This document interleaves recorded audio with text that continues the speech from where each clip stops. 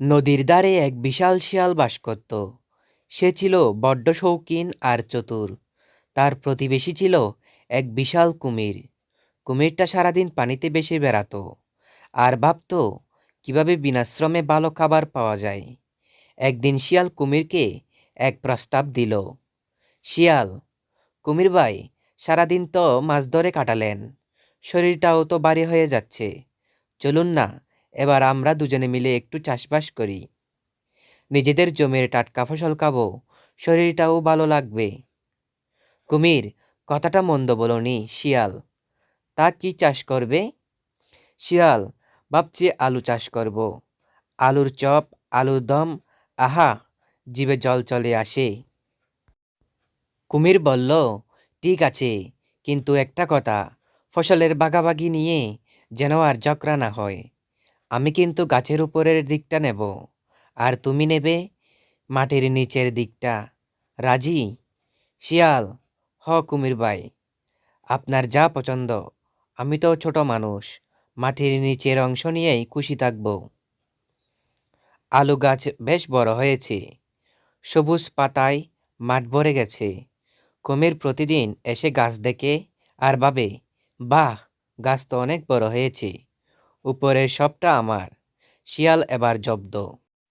শিয়াল বলল, কুমির ভাই, চলুন ফসল তুলি। শিয়াল মাটি খুঁড়ে ঝুড়ি ভরে ভরে বড় বড় গোল আলু বের করতে লাগলো। আর কুমির কি করলো? সে টেনে টেনে সব পাতা আর ডালপালা ছিঁড়ে এক জায়গায় জড়ো করলো।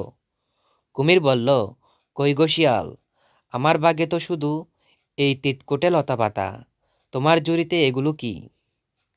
শিয়াল বলল, এগুলোই তো আসল আলু কুমির ভাই, আপনিই তো বলেছিলেন উপরের দিকটা নেবেন। আমি তো সত্য মেনে মাটির নিচেরটাই নিয়েছি। কুমির বলল, হু, এবার আমাকে ঠকিয়েছ, পরের বার দেখে নেব।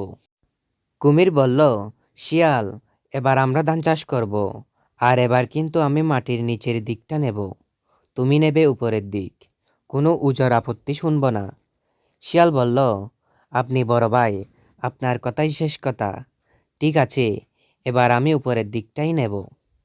যথাসময়ে ধান পাকল, সোনালি ধানে মাঠ জলমল করছে। শিয়াল খাঁচি দিয়ে সব ধানের ছড়া কেটে নিয়ে বাড়িতে চলে গেল। আর কুমির বেচারা কোদাল নিয়ে মাটি খুঁড়তে শুরু করলো। সে ভাবল নিশ্চয়ই মাটির নিচে বড় বড় ধানের হাঁড়ি লুকানো আছে। কুমির বলল, এ কি, মাটি খুঁড়ে তো শুধু শিকড় আর খাদা বের হচ্ছে, ধান কোথায়? শিয়াল বলল, ভাই কুমির, ধানের ফল তো উপরেই ধরে, আপনি তো নিচেরটা চেয়েছিলেন। কুমির এবার চূড়ান্ত ক্ষেপে গেছে। সে ঠিক করল এবার সে উপর নিচ দুই দিকেই দখল করবে, যাতে শিয়াল মাঝখান থেকে কিছুই না পায়। কুমির বলল, শোনো শিয়াল, এবার হবে আখের চাষ, কিন্তু আমার শর্ত হলো আমি গাছের আগার অংশও নেব, আবার একদম গোড়ার অংশও নেব। তুমি শুধু মাঝখানের টুকু নেবে। রাজি থাকলে বলো, না হলে চাষ বন্ধ। শিয়াল বলল, হুম, খুব কঠিন সত্য। ঠিক আছে ভাই, আপনি বড় ভাই, আপনার দাবি সই। আখ কাটার সময় হলো। শিয়াল মাঝখানের লম্বা, রসালো আর মিষ্টি আখগুলো কেটে নিয়ে আয়েশ করে চিবোতে লাগলো। আর কুমির, সে আগার দিক কাটল, সেটা তিতা, গোড়ার দিক কাটল, সেটা কাঠের মতো শক্ত আর রসহীন। কুমির বলল, এ কি রে, উপরটাও খাওয়া যায় না, নিচটাও শক্ত। শিয়াল তো মাঝখানের সব মিষ্টি খেয়ে নিল, আমি কি তবে জন্মগতই বোকা? শিয়াল, কুমির ভাই, লোভ আর জেদ যখন বুদ্ধিকে ডেকে ফেলে, তখন এভাবেই ঠকতে হয়। বুদ্ধি কাটান, শুধু শরীর দিয়ে সব হয় না। সেই থেকে কুমির আর শিয়ালের সাথে চাষবাস করতে আসেনি। সে বুঝেছিল বুদ্ধির লড়াইয়ে শিয়াল পণ্ডিতের সাথে পারা অসম্ভব। এই গল্পের মূল শিক্ষাটি হলো, কোনো কাজ করার আগে তার ভালো মন্দ বিচার করতে হয়। অন্যকে ঠকানোর ফন্দি করলে নিজেরই ক্ষতি হয়। বুদ্ধির জয় সর্বত্র। বন্ধুরা, ভিডিওটি ভালো লাগলে সাবস্ক্রাইব করবেন।